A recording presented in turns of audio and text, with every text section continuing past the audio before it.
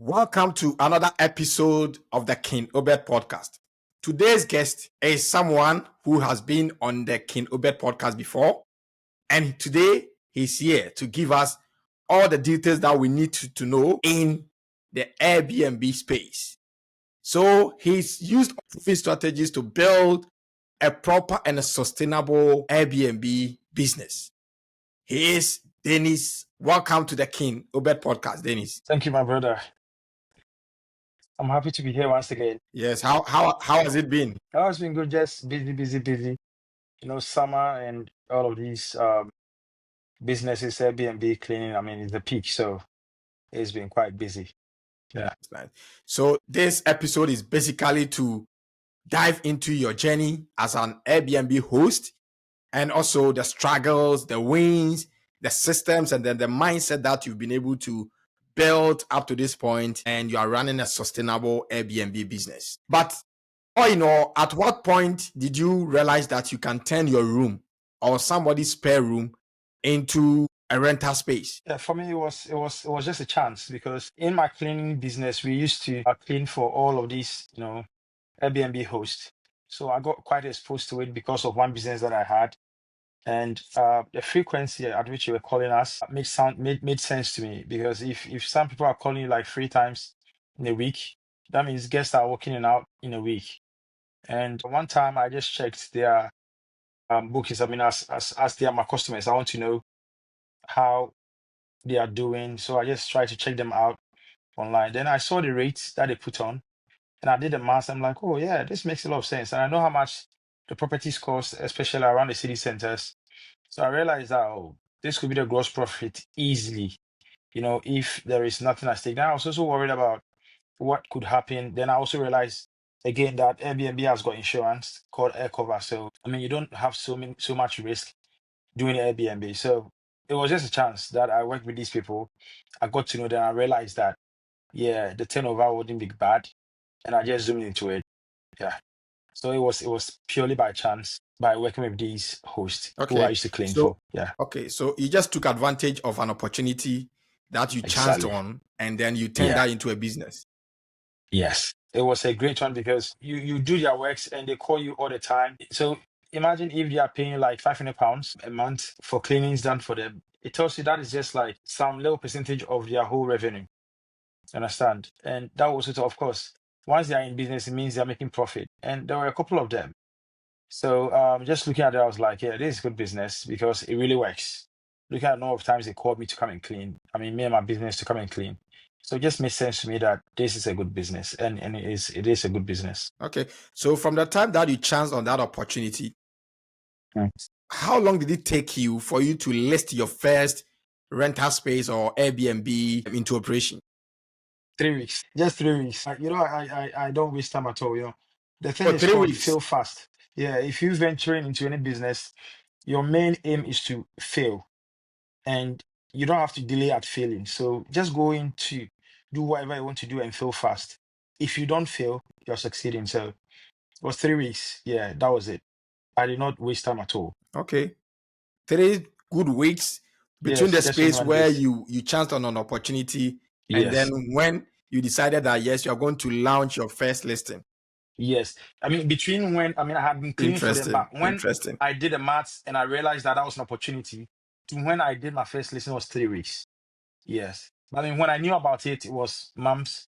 Yeah. Okay. This is after I had done the maths and I was like, no, this is good business. And I might venture into it. From then to the time I listed my first property, it was 3 weeks exactly. Okay, so when you listed or you launched it, what were you running from or chasing when you first listed your Airbnb business? Yeah, so um, I would say I wasn't running from if I wasn't in a good business, I would have said I was running from my business. My business was very sustainable. It's still sustainable. So I was rather Okay. chasing, that revenue cycle because for my business we clean for property, we clean property, short-term lets, different kinds of property, commercial and all. Airbnb is solely dependent on cleaning, right?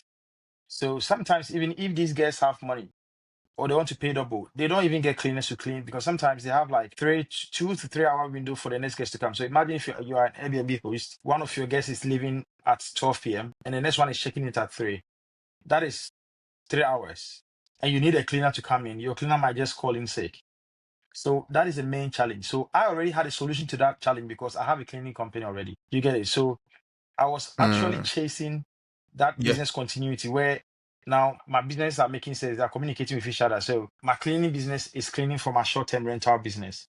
So I would never, and I've never had that worry of, a guest coming in and the place is not clean because I prioritize my own work first before I even do work for other people. So for me, it was just reduced overhead. So no matter what they are paying to, I mean, me as a business, of course, when they are paying to me, they don't pay minimum wage to a cleaner. They are paying me as a business a flat rate that I will pay my Yeah. team. Then of course the business will make some profit and taking it overhead. But for me as an Airbnb host, I don't do that because the cleaning business is already like internal. So it is just like assigning one of my team members, my colleagues, to do the cleaning, and it's internal. So I get cleaning for cheaper. So if you are competing with me, I always beat you to it because the main cost to any Airbnb host is cleaning because that's what turns over. We call it turnover cleaning. If somebody left the room messy, you want to turn over like it's sparkling and shining all the taps and everything. Beds are laid white, carpet, very good, pretty much hoovered. Towels are, clean, dry, and everything. That is what your whole listing is dependent on. So everything is in the hands of the cleaner. You get it. And for me, I have that company running already.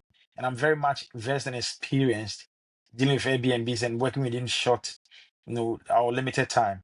So it was just like an easy peasy thing. I just, sang that business, the cleaning business into it, and it was just easy for me. So it was just two businesses that communicated with each other and it made sense to me. So I had a lot of overhead costs beaten down Wow. and the margin was better. Yeah. Wow. So you've been able to more or less combine the two Mm-hmm. businesses and they are Stop. kind of helping each other, Each other, sustain yes. each other, raise each other. With one overhead cost here. Interesting. Interesting. You're a sharp man. You're a sharp guy. Yeah. Yeah. Interesting. But do you remember your first guest and how was the feeling like? Oh, so good. I mean, regardless of how positive you were, you are always having that, imposter syndrome where Yeah. you be like, oh, people, I mean, I'm doing the right things. City, the properties in the city center, everything. I mean, Airbnb just sent me a message that you've got a booking, that. And I just put it on instant booking. Instant booking is when the person that doesn't need to contact you to ask you questions or to request whether they can book it before they book it. In that you will get a Yeah. chance to what, let's say vet or sift the guest. But I'm like, to get the bookings going, just make it instant. So the person can just book and get a message. So I was there, I just got a message, an email from Airbnb and a text message. They give you all of those. Your phone just ping, ping, ping, ping. On your text, on your email, you got a booking, your Facebook, and that was it. I was quite overwhelmed because I'm like, oh, what do I do? What do I say? That kind of thing. And the good thing is because I was working with these guys, I knew what to do. I had a key box so that you take yourself out of the checking in process. You don't need to be there to be handing in the key and everything. So I'd already drafted my message, everything. When you go here, look for this door, that. There's a key code. Take this key, go to the second floor. There's a room number. Very simple and it was easy. So the only time I spoke to the guest was just the time they were in, and I think they messaged me on Airbnb about some car park. Then already I knew about the area, but the mistake I did was I should have even given that information in the check-in notes that these are the car parks that Yeah. are around.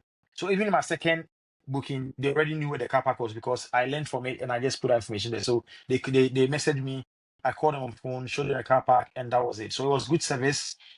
It was cool. They were happy and all that. So I was a bit of I didn't know what to do. I was all over the place, but because I had, I mean, knowledge and had all the database on how these guys run it, was easy. So that's what made me feel like I don't have an experience. I don't have the experience, but I'm just copying people. So that was where I was overwhelmed that it's gonna work, and it worked. Yeah, it really worked. Yeah, It really worked. yeah. Okay. So is it that you own the room or you've hired someone's room, and how is it? How does it work? If for instance, if I have a space or I have a room and I want to use it as Airbnb, how does it work? Yeah, on my last time on your pod, I mentioned something about arbitrage. You know, Yeah. for a young person in Mhm. business, you don't commit so much money into assets like, I mean, long-term assets that it will take you years to save deposit to buy a house, just list on Airbnb to get, what margin. It's not worth it. If you have £20,000 to put on a deposit and still pay mortgage for one house, why don't you split it into four? And I mean, 5,000s, right? And try to get properties for each of the 5,000. So let's say you get property for 1,000 a month, deposit is 1,000, and that is 2,000. You stage it. We might get there. I know we can talk about staging everything when we get there. It costs you 5,000 to, Yeah. get a room, rent it, and now you're looking at your next rent. Everything is staged properly. So 20,000 you're going to put down as deposit. I'm not saying don't buy houses, but if you want to do Airbnb, instead of using 20K to just buy one house to get just one source of income, why don't you buy four and just strip yourself of the ego that I own it, rent from somebody, get four of it, and make four different sources of what income. I'm not gonna lie. Of course, if you want to buy it for your own Income. home, fair enough. And maybe you bought it as your own home, and you've been transferred to work somewhere else, and you're renting there. You want to earn this to pay your rent there. That means you're not making any income because you are just literally taking money from here to pay your rent. But if you have that kind of money as deposit, get a lot of properties, and that's called arbitrage, where you don't own it. You get somebody's property. Of course, you let them know that you want to use it as Airbnb, and you list it. And once you are paying them their rent, they are okay. Then you can also operate it as a business, and that's how it works. So arbitrage is the best thing to go for when getting into these should I say capital intensive ventures, because Airbnb, or let's say property, is capital intensive. If you want to buy four houses, you're looking at deposit for four houses. That's a lot. But that deposit for one house can really get you at least for, let's say, 2 years for four different properties that you have to operate very well and get all your profit off it. And you don't have to own it. Yeah. Okay. So you have all these spaces, but they are not directly yours. Yes. I've arbitraged. So I've intercepted the flow. I rent from the landlord, then I put it on Mm, Airbnb. So I have the lease as the person operating or having access to the property. The key thing is you have to let the landlord know what you're going to use it for. Yeah, because some of them, even their mortgage does not support, listing it as short-term rental, so it might be yeah. unlawful if you don't let them Yeah. know. Yeah. So what will be some of the things that I will need if I want to start an Airbnb like business or listing? I need a space, obviously. And what do I need? What are some of the requirements that will be required of me as a first time? Yeah. So for the start out, the basic things. So you don't need a coffee machine, that is advanced. You just need a toaster, a microwave, a fridge. All of these basic things that you can put in a home. Salt, sugar, Yeah. coffee. They go in set. Of course, you have a kettle that Yeah. they can always, make some coffee or some tea. Tea bags are like £1 for a whole box. Oil is just like, and of course, utensils like one frying pan, a pot, a set of pots. Then, of course, cutlery. All of these things. If you want to step out a bit, you can get some wine glasses, but that is not even necessary. You can just get normal drinking glasses or cups and mugs to make, some beverage, and that should be fine. So when you've got all of these things, then you can stage your own room. Some of the rooms, I mean, if you've got a property, if it is staged, there's no problem. But if it is not staged, then you have to not stage. If it is furnished, then it's easy for you to stage it because there's already a bed. There's, let's say, a sofa that is in good state that you can use. There is a desk. The furnished properties make your life very easy. But if it is unfurnished, then you have to get a bed, you have to get a wardrobe, you have to get a desk and a chair, because now many people like to work from home. So why don't you get all of those set up for the guests? And of course, these things are basic. Nobody goes to a room that there is just a bed in there.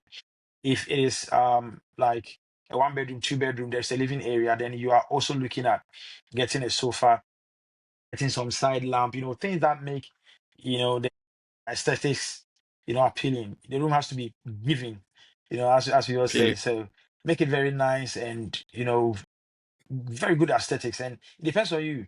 The style would call for the kind of client. So if you want it to be very posh, then you have to style it in a posh way. And in that case, you can what? Increase the price. And of course, you are targeting people who can pay. They want to be in a place where, it's nice.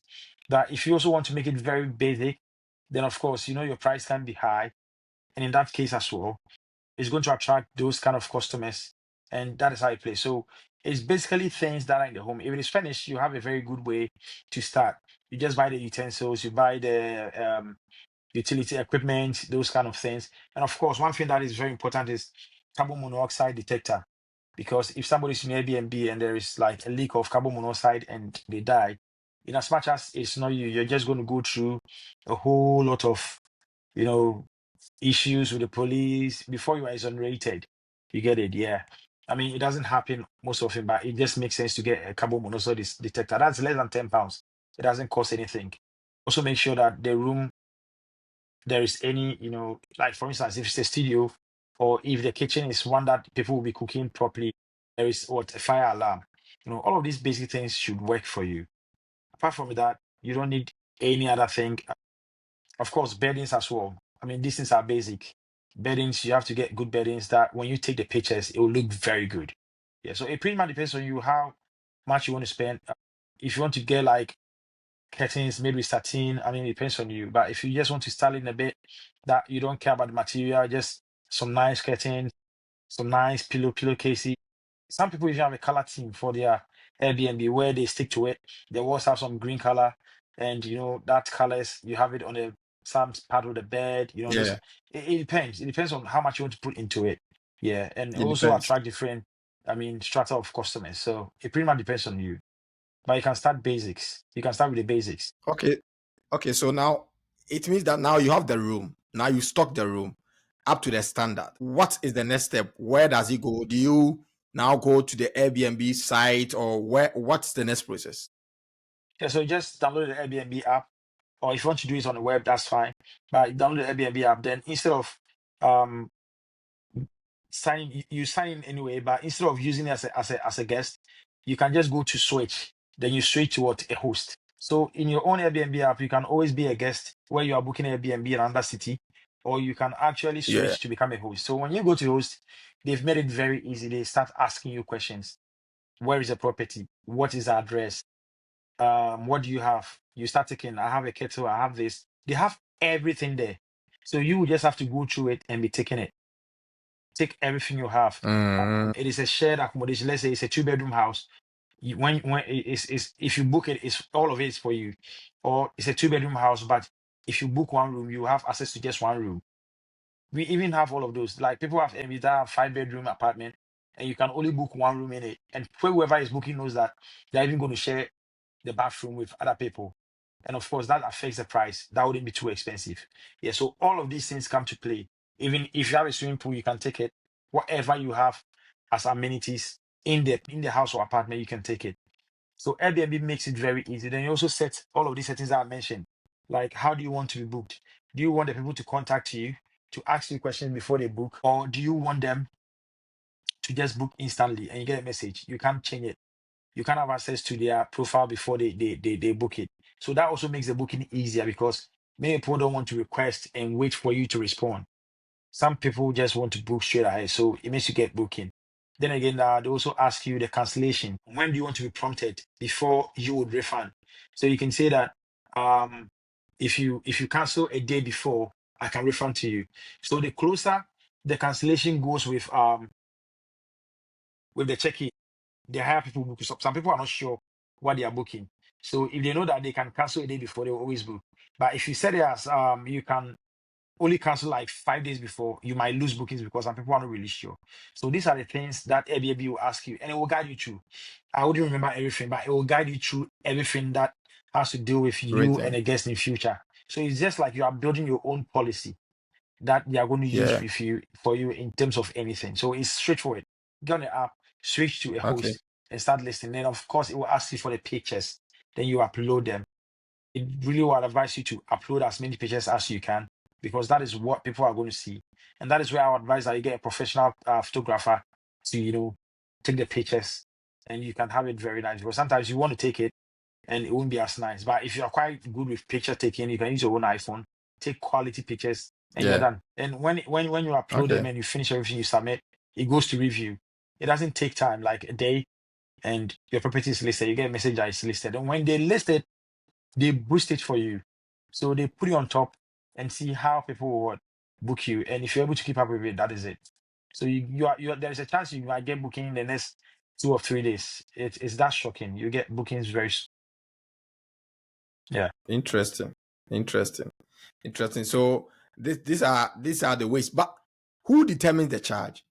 How much the room per night should cost and the host? It is you. It is you, yeah. It is you that determines the charge. So you would have to go around or look around to see how much people are charging for the number of rooms you have, whether it's a studio, whether it's a 1 bedroom Okay. flat, whether it's a 2 bedroom, or whether it's a 2 bedroom, it's a multiple bedroom house, but it is shared between people. So you have to have an idea of how much the industry is charging and you price it.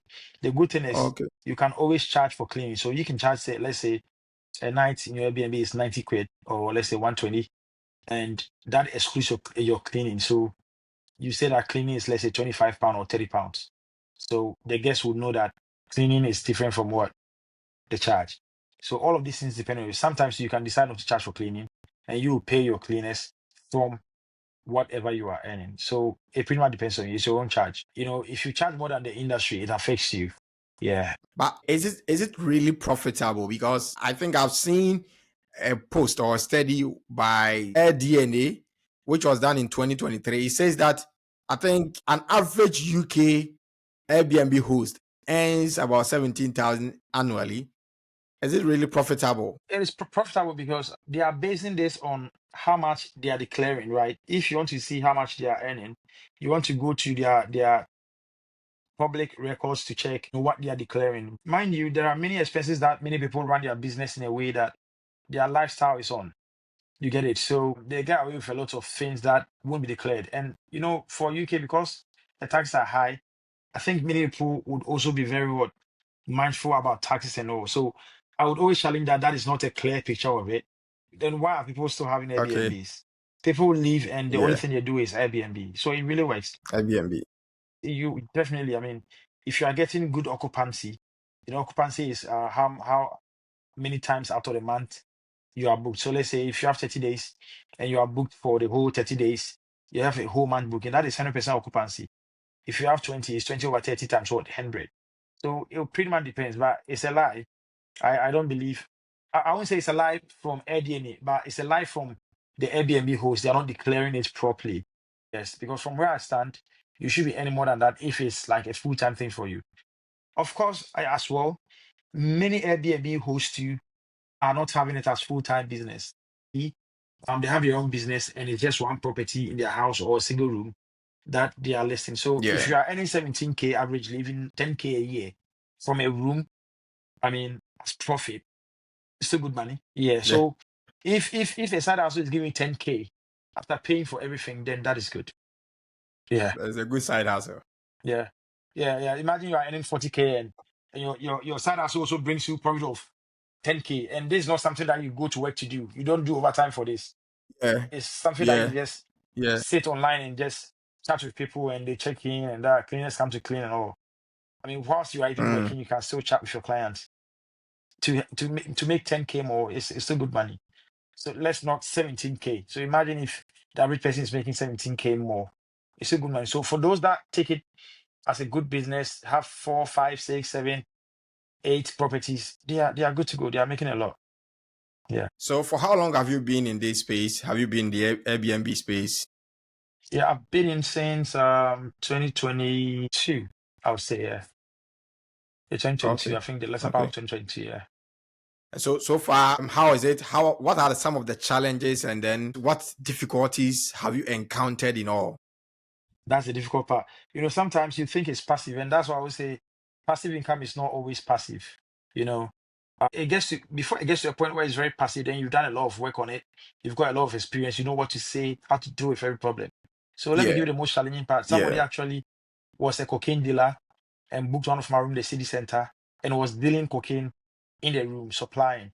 And of course, police had been tracking him wherever he goes, tracking his phone. They knew he was booking Airbnb. So they literally broke into the whole apartment, broke into the room and he was taken away. Yeah. And this is a person that had paid like a whole month. Money wasn't the issue for him. He had paid for the whole month and was using the place to peddle drugs. And it was a big deal. I was called in the middle of the night. So, and that's why I always say, if the landlord is not aware, there will be a problem. Because Yeah. how would you explain this if the landlord thought that you are just renting it to live in, and now they realize it's an Airbnb? And of course, people lived around. People, it's a flat, not living around. People live in the house, so there's a lot of chaos in there. So we had to do a bit of stakeholder management and all to calm people down to let them understand that it was just a bad guy. The landlord obviously knew it was a bad guy. The good thing is there is insurance, so Airbnb will take care of it. They bought it cost like I think around 1,200 to replace the main door. It was a big heavy door, and of course the door as well. I mean, where the room door, they replaced everything. They paid for it.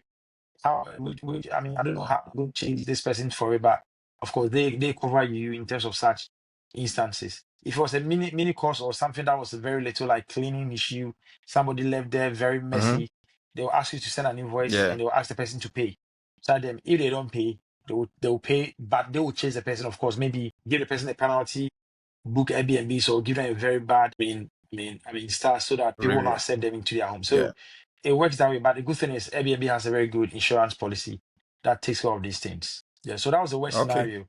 Sometimes you a Wow. guest will call you in the middle of the night that they want to they cannot find a TV remote. And it's so painful. I don't know how to do it. Sometimes you want to even call on the video to just show them where it is. It's so painful. Just to record in the middle of the night Yeah. that they want a TV remote. Yeah, meanwhile it's at the place. So sometimes you just have to be proactive to list everything. This is where the TV Mm-hmm. remote is. This is what this is. And Mm-hmm. when the cleaners go, they should send you pictures and videos so that you know that everything is intact. And that is very helpful. So from those times I was getting calls on this petty stuff, I started listing everything that is in the property and where you can find it so that I don't get called. And make sure it's also in a place that they can see, maybe on a desk or let's say on a bed. You know, one thing we always did was we put the towels on the bed, we put a hair dryer on the bed so that when you get it, you know that this is where this is. And it will be easy. TV remotes, I think that. after those issues, we started putting them at a place that you can just see it. And we listed Yeah. them in a note that this is where you can find that.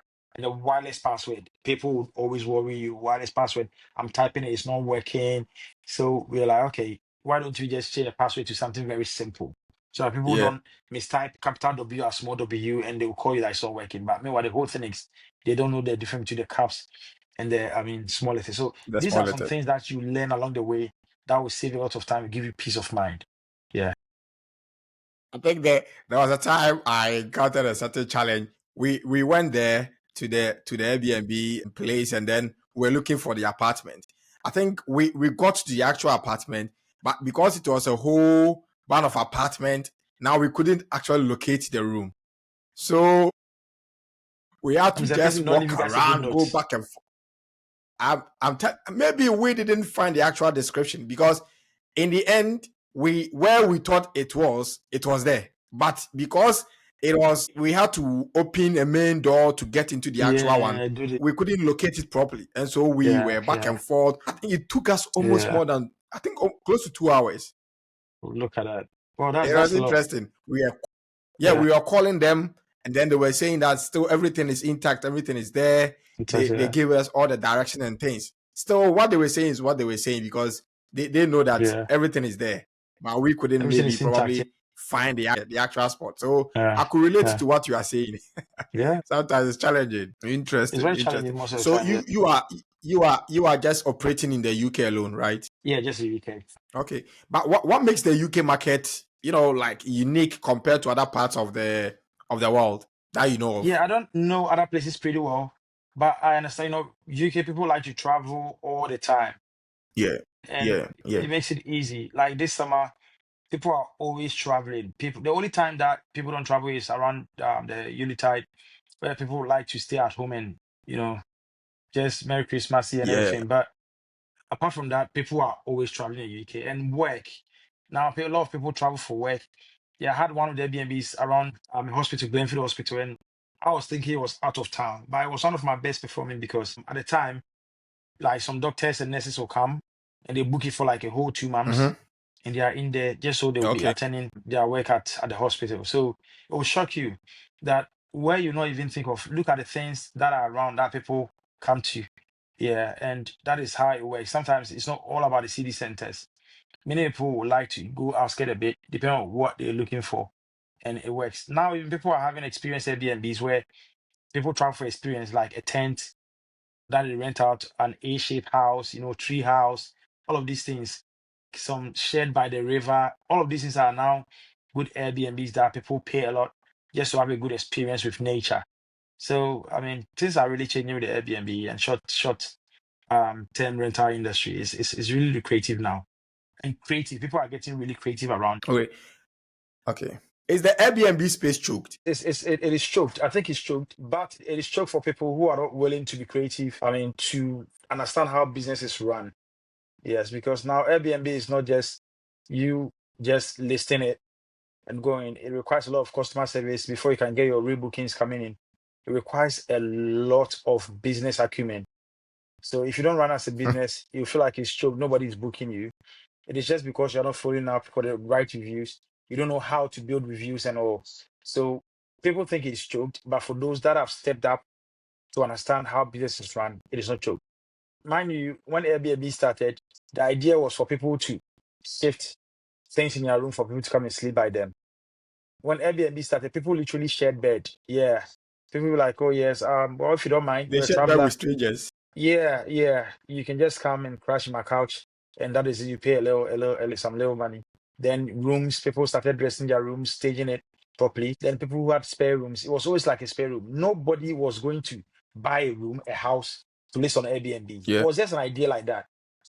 Now it became lucrative. Now people started investing, acquiring properties. People even acquire like a whole block of like let's say 20, 21 to 30 flats to list on Airbnb like a hotel, like self-service accommodation, or let's say boutique hotel. So if you look at this investment, it means that it has stepped up from you just putting your room on there to where people are actually investing. People are actually investing millions of pounds in Airbnb. And the only platform that they are using is Airbnb or Booking.com, or all of these platforms that support a short-term holiday rental. So it is pretty much choked because some people have like 40 units in a city. So it's not like 40 other people have 40 units. One person has 40 units. So how do you beat the One market? person. Yeah. Yeah. But for what it's worth, like I always mention this in business, that is business that you have to venture into because the data shows that it makes money. And that's why people are already in it. If you want a business that people are not in it, then you want to take all the risk. That people will use it as what? A scapegoat or somebody who has done it and failed, then they would what? Improve on it. But Yeah. because people are investing into it, it should rather tell you that yeah, it is lucrative. You understand? So people who have big money have actually invested into research to know where, I mean, people travel to, and they are investing hugely in there. So the fact that it is showed tells you that there is a very great market share to tap from. Okay, on the back of that, now you realize that you operate in the UK and you realize that these big cities, London, Manchester, and the others are saturated. If I am an Airbnb host, how do I stand out in that saturated market or competition? So I'll go to the very place where it is saturated. I always say when people ask me where what is the best place To start start? their Yeah. Airbnb, I tell them I ask them questions like, is there a hotel around the neighborhood? So let's say you want to open an Airbnb in this town or neighborhood. I'll ask you, is there a hotel? If there is a hotel, just don't ask yourself any question. Go ahead there. Go and start it there. What it means is that look at hotels like Travelodge, these big hotels, you know, they have a lot of money for capital. Do you think they will build a hotel from scratch, or they'll put up that big building in that neighborhood if their research doesn't tell them that people travel to that place? Yeah, people No. travel to that So they have place. spent thousands of pounds to do the research for you to tell you that this is where people travel to. So if you want to start an Airbnb today, I'm telling you, just look around. If there's a hotel, start it. It means they have done the research, they've employed staff, They've bought big buildings, converted it to a big block, renovated it, put in all the amenities. They won't do this if they are not sure. So that They are is not they sure. working for you. So I'd rather go to where the saturation is. However, you give an alternative. So if all the accommodations there are luxury, you step down to what a mid, tempo, like a mid, not luxury or not too flat accommodation, right? Yeah. If it is like just like normal like basic accommodations, you make it posh so that people who want to pay more to have that serenity and that posh life can also get it. So just look at what your in quote competitors are not offering and offer that, and that is just okay. You can also go to the reviews and go through what people are saying about the accommodations around. You can get a lot of information from all of those, then do it better. That is it. I had an Airbnb that was on top of a pub, and people were coming there and they were complaining. So I just wrote in a description that nice, cozy Airbnb on top of a pub, good for the night lovers, the nights, I mean, life lovers. So from there, people were booking into people who are used to pubs. They literally come and stay there and literally go out and also pub, club the whole time. By the time they come, the pub is what closed. Previously, I was having people who were coming to, do work, and would rather prioritize sleeping. And the time they want to sleep, this pub is open and is making noise. You understand? So when I became creative about it, in as much as it was on a pub, on top of a pub, I got the right people to come in. So if you are coming in, I've told you it's on There a you pub. go. So you don't come and call me and give me a bad review that, oh, the pub downstairs was making noise the whole time, because I told you this place is for people who like nightlife. That's how it works. So you can always be creative with competition and beat it. So you operate in the UK, and I know, for instance, bigger cities in the UK like Manchester, London, are more of a saturated market. How do you, as a first time Airbnb host, or as somebody who is even into the business, how do you stand out in those markets? Yeah. First of all, I would rather go to where there is saturation. I always tell people who ask me about which place is the best place to set up. I always say go to where the hotels are, because hotels, these big brands, Travelers, Premier Inn, all of these hotels, Holiday Inn, they spend money to do research. They spend thousands, tens of thousands of pounds to research before they put millions into buildings, amenities, employ staff, catering, and everything. Do you think if they do not know that the place is where travelers go, they will invest so much into it? No. So what it means is that they have done the research for you. They have told you that, look, we are sure that this place is a place for travelers. Secondly, they would have run for a longer time, let's say 2, 3, 4, 5, some will be there for 10 years. So what makes you think that people will not be visited? And for Airbnb, what you are offering is an alternative to what? Hotel life, where people can, you cannot go and cook noodles in a hotel, Yeah. but you can do that in an Airbnb. You cannot just go there and just be doing stuff you want, be heating your food. Some hotels don't even have microwave that you can be heating food and doing what you want, have your own TV, or have like rooms. Many hotels, if you want like a living area in a room, is like you asking for like the business suite or the presidential suite. And Airbnb can give you that liberty, you know. So it is good to rather see the saturation at what? Credibility, validation. Show where is validation here. To validate the fact that that place is a good place for travelers.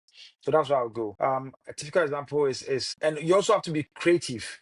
You also have to Mm-hmm. make sure that you are doing the things that people are not doing. People are offering like, let's say, very high end, amenities that they are charging so much for.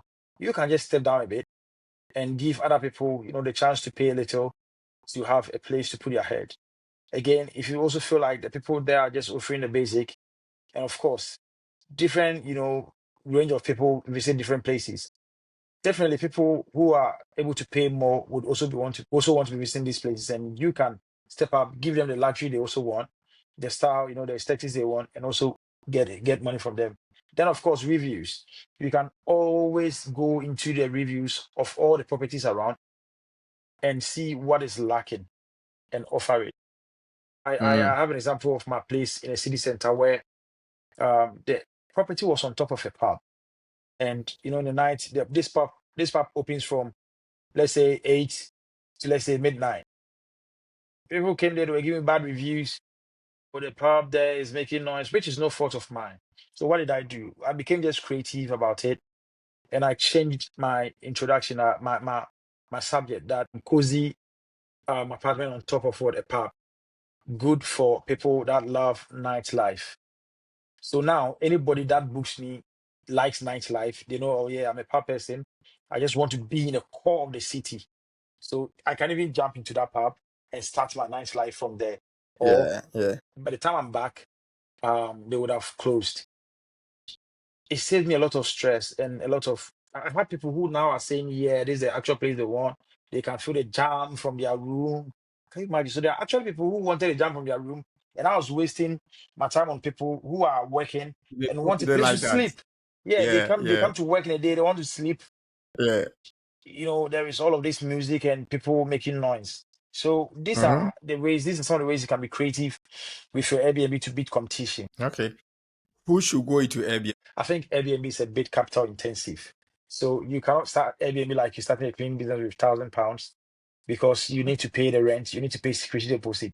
Most of the time, the landlords would even charge you more because they've agreed that you're going to use it, you're going to use for a business, you're going to make money. So if the rent is 1,000, they want to charge you like 1,200. And you also have to stage the property, you have to buy your bed sheets, buy your curtains, you have to make things nice. You have to buy all of these amenities I've mentioned. You have to get some nice sofa, things, some desk and a chair, all of these things. You have to get internet, things that make it a good space for people to live in. You get it. Sometimes you have to actually set up Netflix because you just clicking on, you have Netflix, put you on a higher pedestal. People will just book you because, oh yeah, there's Netflix. So they can really have something to watch when they're back from work or whatever interest they have, I mean, to be watching on Netflix. So all of these things that you are going to spend on is capital intensive. I mean, for many, it won't be too much capital intensive, but for a business that you will require like 4,000 or 3,000 pounds to start a first unit, I would say it's a bit capital intensive, looking at how the economy is in the UK. So Airbnb is for those who have some residual income um, that they don't have use for in the meantime, and of course that they are ready to risk because if you are not making any money in that month, you still need money to pay your rent until the month that it will be so lucrative that you can really offset these previous losses from. So it's for people who Okay. really have money that they don't have use for, and it's, I mean, a bit of a lump sum like 3K, 4K. Yeah, you can actually start with 2K or let's say 1,500. But of course, you're looking at a very little small room that maybe you can negotiate with a landlord that you don't have to pay the deposit. You can give some promises. That is based on your sales skills and how you're able to talk through the whole deal. Reasonably, you should have a deposit, security deposit. You should have your first month rent. You should have money to buy some stuff. Even if it's finished, you really need to pay some stuff that are in the accommodation just to make it nicer so you can stage it. Wow. Is there a probability that maybe within a month you not have any client? I don't think so.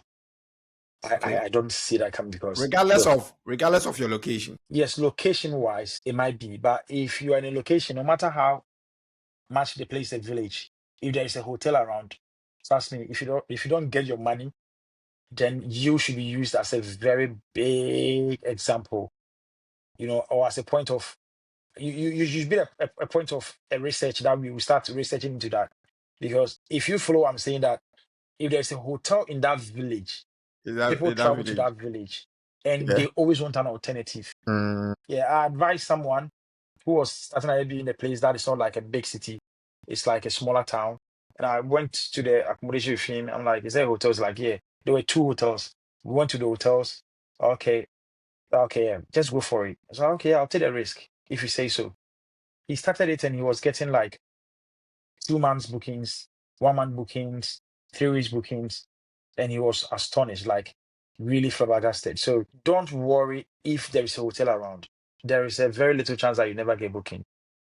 Just go for it. But if there's no hotel around, or if there's nobody doing Airbnb there that you can see reviews that people are visiting, then you may want to question. So Airbnb is the first thing that you don't want to start at places where you feel like, oh, there's no Airbnb, there's no hotel. I'm the only person going to have the competition. Yes, you can, yeah. but ask yourself, why is it that there is no Airbnb or there's no hotel around? It could mean that it's a ghost town. Nobody visiting the place. Yeah. So whatever it is, regardless of the location, once you find out that there's a hotel or there's, kind of a lodging place there, it means that the probability of you There are getting travelers. clients is very high. Exactly. Exactly. And for city centers, it's a no-brainer. You don't need to look for any hotel. Right? That's where everybody want to dwell when they travel. Places near the train stations. They just want Yeah. to get down. The Airbnb is just 5 minutes walk away. It's so nice for people. Yeah. Do the reviews affect your business? Yeah, it does. It does because first of all, it affects where Airbnb places you. So if your review is above like 4.5, 4.7, then you are really going higher. If it's low, the algorithms is said that it won't push you so much. Though you get your bookings back, of course, you won't be the first in the first list. Secondly, people will take time to look at the reviews and be like, okay, these amenities, there is this person complained of that, so I'll book it. However, people also read that, okay, this person said it was a stain on the carpet. Then you come to apologize. Sorry, yes, it was on it. We didn't have much time because the previous guest was stained it. But look, now it has been sorted. I mean, if I'm a guest, I'll book it because this is something that is, oh, the bathroom wasn't clean. Sorry, our cleaners were not doing a good job. Now we've beefed up. They know what they are doing. Their quality has improved. I mean, 9 out of 10, if I see that somebody said the bathroom wasn't clean enough and the host says that we've done a better job, I'll believe it because for, it is not like it happens all the time. It is just one really saying it. But of Yeah, course, if yeah. people are complaining about the same thing, like my place, that people were complaining about the pub that was making noise, like 4 or 5 people complaining. Anybody that doesn't like noise wouldn't book it. So I had to do it in a way that will attract people who don't care about the noise. So if people are reading the reviews and something is consistent, they may take it serious and it will affect you. So reviews do affect you.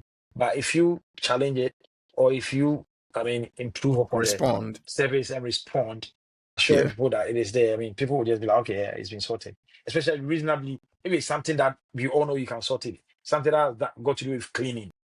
Nobody worries about it if somebody is saying the place wasn't clean.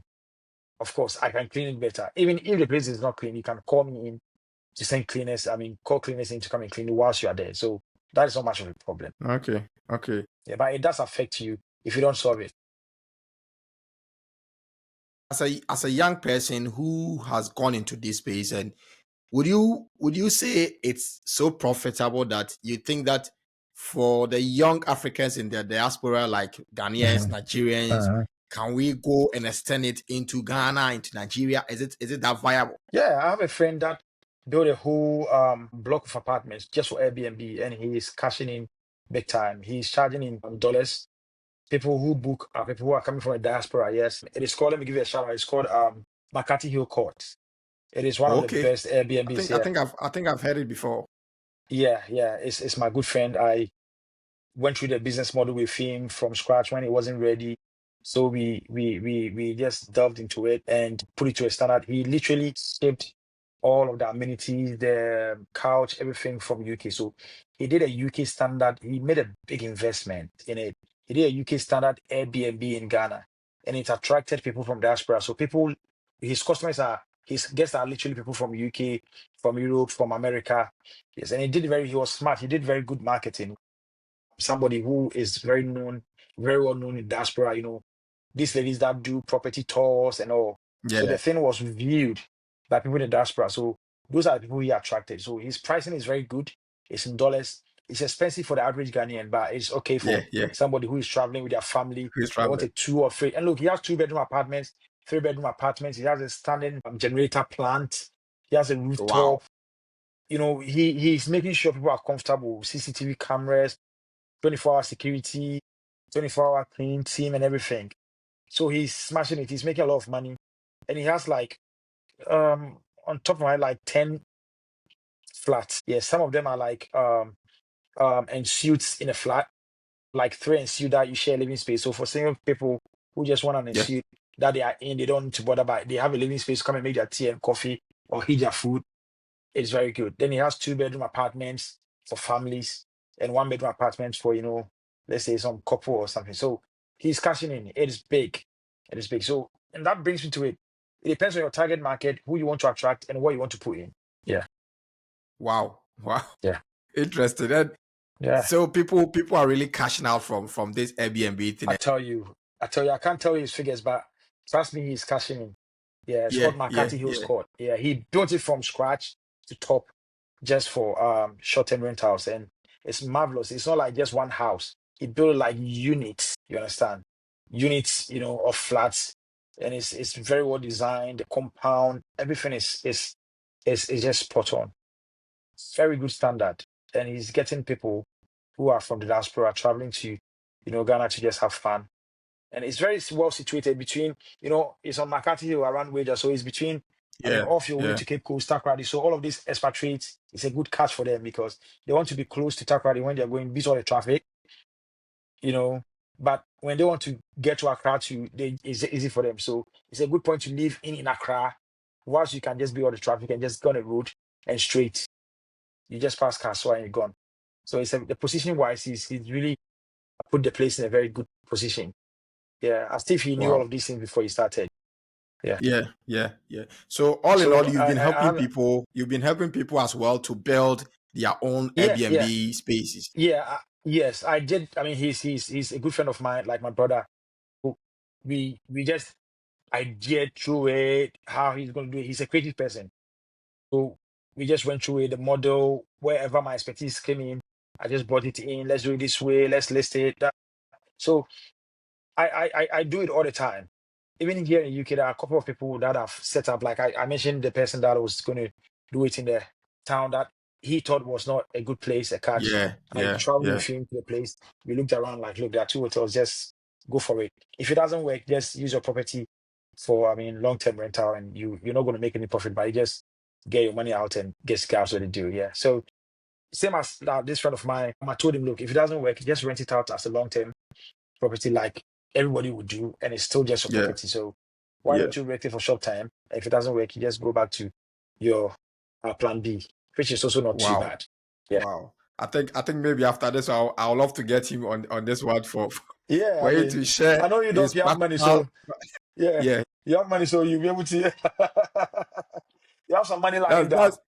If you won't do it, I'll come and take it and go and get 2 new properties. Rent them and list them. Wow, interesting. Wow, you've really given us like a lot of background and then insight into this space, and because like we are saying, people could have the money and stuff there, but they don't even know where to put it and then where to invest it, and people are even afraid of the risk. They keep asking the questions and a whole lot. If someone is listening to us and the person is living from paycheck to paycheck, the person has no real estate, and he feels stuck, what is that one boost that the person should take in building his or her Airbnb business? Yeah, so my point is, if you've ever gotten on a car, on a bus, you've taken the biggest risk. If you're in the diaspora, that means you've ever gotten on a plane. Look, the most stupid thing any human being can do is to get on a plane. The unwisest thing that any human being, the biggest risk that anybody can take is to get on a plane. You get up from bed, you get on a plane, something that has big engines, and you trust that even if the first one fails, the second one will work. If the second one fails, the third one will work. And if the third one fails, the fourth one will work. And if all of them fail, by the time they fail, you are told you have reached where you're going to. This is not wise. To put your life in the hands of what? Mechanical, components. You understand? And now let's think about pilots. You have no idea what emotions the pilot is going through. You have no idea what their religion is. You have no idea what their lifestyle is. You have no idea. For us that are Christians, you have no idea whether they are cursed, that they are supposed to what? Just die. And you get on a plane, aside trusting the engines, you are trusting the pilot to cross you over the Pacific Ocean. So people take risks every day. I'm just bringing this thing to let you know that you are never stupid to take your money and put in a venture. And unless you are able to take risk, you will never make any money. So if you ever got on a bus that somebody is driving and their sanity is what is going to take you, you don't know them. All you know is they've been trained as drivers, and you hope that they take you to where they're taking you to. It means you're a risk taker. So it shocks me that people have traveled like 20 times and they still tell you that they cannot reach 2,000 pounds, but they could risk their life to get on a coach, believing that the coach driver will not run them into a valley. They get on a plane believing that the pilot will not what, just divert them into the Pacific Ocean, or all of these four engines are going to work. So these are the kind of risks we take. So if you are not able to risk it, then forget it. However, like I mentioned, you can do some risk analysis to know that you are close to success. And that is why I mentioned that if there is a hotel, then it's working. Because these guys have paid money to research to know where travelers go. And they've invested millions. Look at these hotel buildings. A few of them cost less than £1 million. Look at the travel lodges. They are big. Yeah, very huge 2 million, 4 buildings. million, Yeah, £5 million. Yes. They are huge yeah, buildings. yeah. So you don't Huge tell me they buildings. paid 5 million and they've run for 4 years if they are not making profit. They are not making So profit. how is this very difficult for you? You understand? However, of course, business is still risk. But if at this point you want to get revenue before you invest, then you are asking for what you cannot get. And if you're not ready to take a risk, remind yourself that I told you that if you've been on a plane, you have made a most unwise decision. If you've ever gone on a coach, you've made a most unwise decision. Even driving, when you are even behind your steering, you are pretty Yeah. much dependent on the sanity of another driver. What if a Mm-hmm. truck driver wants to end his life and it just Yeah, run yeah. to you? So anytime you get out of your room, you are taking risk. Especially when Taking you get on risk. the road, you get on a bus, you're driving your own car, or you get on a plane. That is even the unwisest thing that we all do. I mean, it's inevitable if you want to get around. But I'm just trying to challenge you that you are taking so many risks in a day. You feel Day like in, you're day having fun. out. Oh yeah, I'm going on holidays. I'm chilling. I save my money. Anytime you are going on a holiday, you are taking one of the biggest risks in this Yes, world. you got risk. Starting engines to fly consistently, to turn consistently. Fuel needs to supply for you to be on top. And it works. And you are telling me you can't run a business. You can. Wow. Wow. Wow. It's a big Wow. challenge, yes. Wow. Wow. Yes, yes. It's really a challenge. And then I think basically most people do not want to take the risk, and Yeah. especially when it comes to money, because Money, yeah. people are emotionally attached to their monies. Yeah. And so therefore they do not want to risk any part of it. So Yeah. if you do not want to risk it, then forget it, like you said. Yeah. And Yeah. it's exactly what people those who are into those spaces are doing, like yourself, Yeah. taking all the risk that there is Yeah. to be able to Yeah. get to that space. Yes. Yeah. And even to make it less And risky. yeah. Even to make it less risky. If you're able to save to go on holiday, a £2,000 holiday, Mhm. put your life in the hands of a pilot and 4 engines to take you to Santorini. Why don't you save and say, look, this is £4,000, £2,000. I'm ready to throw it away. If the Airbnb doesn't work, I don't care. This is money that I'm saving that is residual. I will never need it if it doesn't come back. Why don't you challenge yourself Yeah. like that? I'm not Yeah. asking you to go and borrow Yeah. money or to Yeah. take money that somebody has asked you to keep. Save your own money to failure. Tell that yourself that I'm saving 1 year, £4,000. I know that this money may never come back. And I wouldn't die because it's money that I'm ready to lose. Just like I go on a holiday and I never come back with the money. I don't know how people don't know how to lose money, but they don't know that saving money to go on holiday is also a loss. So I lost. That money will never come back. So why don't you just compromise one holiday or 2 holidays and say, look, I'm starting something for my own self.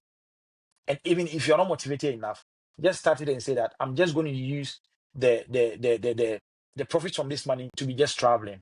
Just get that motivation. And look, if you've lost it, you've lost your travel.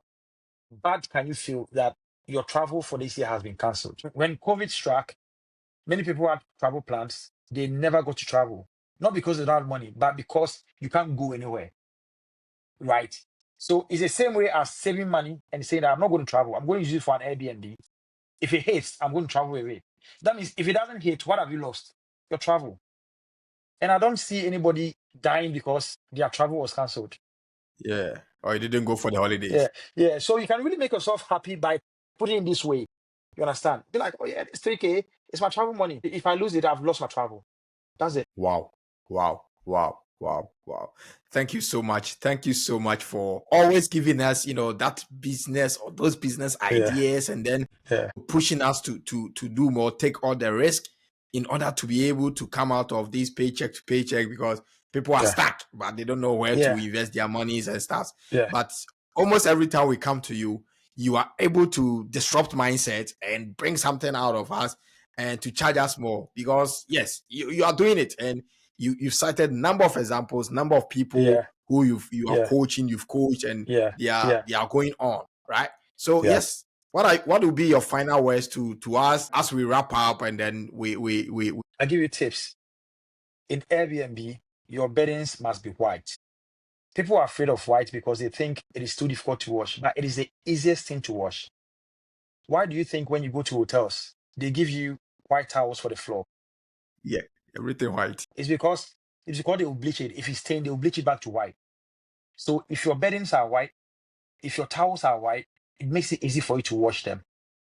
If you pick any colored beddings and somebody stains it, it's difficult because if you bleach it, you are bleaching the whole color. So there will be discoloration. Yeah. But if it is white, even if there is wine or blood in it, you put bleach on it and it's back to white. So the easiest thing. So when you go to the hotels again, do you see any colored beddings? Everything is white, including the mats that you step on, because it is so easy for them to throw it in and put bleach on it. So to make things simple, and white is very classy, it's posh. When you go to a space and it's white bed sheets, white towels, the floor mat is white, it makes you feel good. So my tip for everybody is that if you want to venture into Airbnb, just go for white linen, white towels. Look, if I go to your Airbnb and have some brown towel, I hate it. What are you trying to hide? Some blue towel? No, no, no, no. Give me white. When white is what we all know, and it gives you that sense of what? Cleanliness. So make sure your beddings are white, your towels are white, even the mat that they step on is white. And you can always wash it in the shortest possible time. And you don't even have to segregate it when washing. You can put all of them together. So the Airbnbs we clean for, I always advise them to get white stuff. So when I get this flat, I put all the whites together, wash them for them. And by the time I'm done, I take it out. They dry it. The time back, we are back again. They've ironed it and we lay it again. So it makes it very easy. And that's my tip for everybody. Then my piece of advice is, I've said it before, make sure that money you are going to invest is some money that is a lump sum that you're ready to lose. Ever to be on top of your risk, make sure the location is a place that there are existing or Airbnbs or there are hotels. If this works, I can assure you, you are never going to go unbooked. You are going to have a decent occupancy rate and you are always going to smash it. There are months that you may not get as much, that you barely will be able to pay your rent. But there are some months that people will book you for 3 months, and that is like 100% occupancy for 3 months, and it covers. So when you are assessing your Airbnb income, you don't assess it on months, you assess it on a year basis. All the time, the good months will cover the bad months. It has never come to play that in a year we've lost money in Airbnb. It never happened. So go for it and know that it is a place that you can actually make money, and you just need to take time for it to go on. The next advice I'll give is, just after paying the rent and the security deposit, have some extra 1 month money, so that the months that is not very good, let's say Yeah. your rent is 1,000 and you got just like 900, you have some £100 to attach to it whilst you wait for a better month. Look, summer from June to September Timber. can give you so much money that you don't have to worry about some of the months that are not good. And that's how Airbnb works. So know that people are always traveling and people always need places to sleep. In Maslow's order, Share what of is needs. Yeah. humans exactly? What is humans most, you know, Yeah. most needful? At the The top there. most needful There's at the yeah. top is At what? the basic. Where Yeah. people sleep, what Self-actualization. people eat exactly. Yeah. I mean, when it comes to things that people live around, where people sleep is very important for them. What people The eat basic is also very stuff. important. Exactly, basic stuff. So this is basic. It's something people need. And I mentioned last time that when you are selling, you should sell things people want or need. Yeah. And this is a no-brainer. Short-term rental is something people will always need, and you will not go wrong with it. Thank you. Wow. Wow. Short-term rental is something always people will need, and you Yeah, never go wrong with it. Thank you yeah, so much, boss Dennis Akoto. It's always refreshing, it's always refreshing like talking to you, and you can share loads of information, and you never even go on tired and stuff. That is very, very, very, very, kind of you to share information ordinarily we would have paid to get. You just give us yeah, free because yes, you want everyone to come out of their yeah, from Okay, I'll paycheck to share idea. paycheck Yeah. and build something sustainable for ourselves. Yes, so we've delved deeper into Airbnb. Once you listen to this episode, I think you should have an Airbnb business running for you, because Yeah. we've given all that you need on this episode. Thank you so Yeah. much for coming on board, and thank you you, too, Doc. audience. Thank you, viewers. Thank you, listeners, for watching, listening to the King Obed podcast. Don't forget to subscribe, hit the like button, share, for us to continue to build ourselves together and also come out and build our economic life and financial life together. Thank you. Bye-bye.